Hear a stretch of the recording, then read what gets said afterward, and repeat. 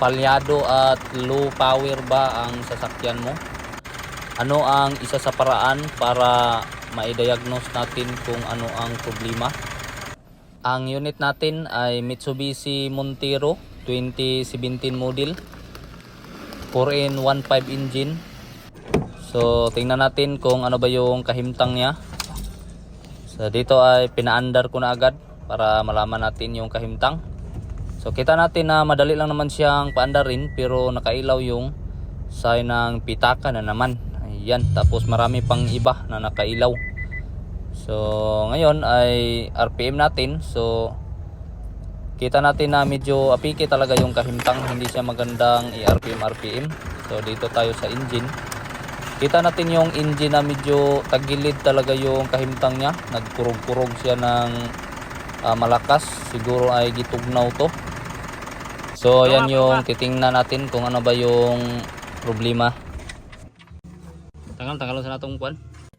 Dito ay sinugo-sugo ko yung sarili ko at ginamitan ko ng lagnot, dala ibot yung cover sa ibabaw. Ayan, matigas ka pa ha. So una nating titingnan dito ay check natin yung mga wirings ng injector natin kung may maluwag ba, nag-loose contact o ano-ano pa. So SOP talaga yan bago ka magkalikot ng maraming bisis. Ayan, so pinaandar na natin. Tapos diagnose na natin. Dito tayo sa active test. So injector number 1, observe natin. Ayan, lumakas yung kurog-kurog niya nung pinindot natin yung disable. So yan, observe natin ulit. Tingnan nyo yung andar kung mas lalakas ba yung vibration. Yon. So para siyang naging ayaga ng bato. Ibig sabihin ay function yung injector number 1. Dito naman tayo sa injector number 2. Active test pa rin. Observe natin kung mag-iba ba yung kurog-kurog niya. Yan. So kita natin na kapag pinindot natin ay nag-iba yung kurog-kurog, mas lumala siya. Ibig sabihin ay gamit na gamit yung injector number 2 kasi mayroon pa siyang reaction. Ngayon naman ay dito tayo sa injector number 3. Ayan. So ganun pa rin yung gagawin natin, tuplok-tuplok. Ayan. So observe natin yung andar. Medyo lumakas-lakas yung kurog-kurog. So ibig sabihin ay same lang, nag-function din siya. Yan, so okay. So ngayon ay dito tayo sa injector number 4. Observe natin yung injector number 4. Yan, so tingnan nyo yung andar. Pindutin ko dito. Yun. So nung pinindot ko nga ay hindi nag-iba yung andar. Ulitin natin. Ayan, observe niyo. Pindutin. Ayan. So kita nyo yung andar na hindi man lang nag-iba ng kurog-kurog. So ibig sabihin ay wala na siyang gamit pa yung trapuhan dito. So yung injector number 4 yung walang gamit pa yung trapuhan. Tanggalon ang injector number 4. So yan, sinugo-sugo ko yung kasama ko na tanggalin yung injector number 4 na yan. So kaya yan, ginamitan niya ng basic, ginamitan ng maraming tuyok-tuyok yung mga bolt. So hindi naman to gaanong mahirap trabahuin. So kahit kayo ay medyo kayang-kaya nyo rin tong gawin. Yan, so dalawa lang naman yung bolt dito sa ibabaw. Kaya yun lang yung tatanggalin natin. So hindi na tayo magtatanggal ng ibang bolt. Ngayon ang problema dito ay ito. Ayan, sobrang tigas. Lubag-lubagin yung injector. Ibig sabihin ay hindi natin to basta-bastang mahuhugot. Dahil sa sobrang tigas talaga ay hindi na natin to mabidyuhan pa. Fast forward tayo. Yan, so kinalikot ko yung isang injector natin. Total sira naman to. So hindi na tayo magduha-duha na galawin to.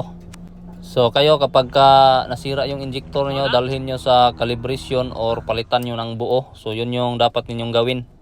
Pero dito sa akin, dahil sa kursunada naman ako at walang pakialam, kaya sinubukan ko na lang muna na kalikutin. Baka maisalba pa yung injector. Pero hindi ko na nag-tutorial sa inyo kasi yun, useless lang din naman to. Minsan ay gumagana at minsan din naman ay hindi gumagana. Basta yung tutorial natin ay kung paano i-diagnose yung problema. Kaya yan, fast forward tayo. Pinaandar na natin agad kung okay na ba. Yun o. One click by. So nawala-wala ng kunti yung kurog-kurog niya. Yan. Palunga. Okay, start. Start balik. Yun oh. RPM.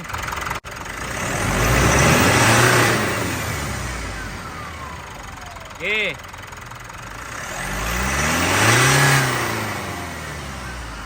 Good job. So kita natin na nawala na yung kurog-kurog niya. Medyo matuli na siya ng kunti. Goods na yung under. So ngayon ay dito tayo. Napay-check engine. Ay nako. Ayan.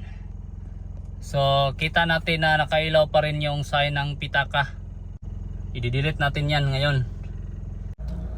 Siyempre i-delete talaga yan para mawagtang yung listahan ng utang. Yan, so i-happy diha Matsuki. 1, 2, 3. Bye bye. Charan. Ayun. So nawala na yung sign ng pitaka dito. Ibig sabihin ay goods na siya. Yung RPM naman natin, yun. So kita natin yung kahimtang na nawagtang na yung kurog-kurog dito.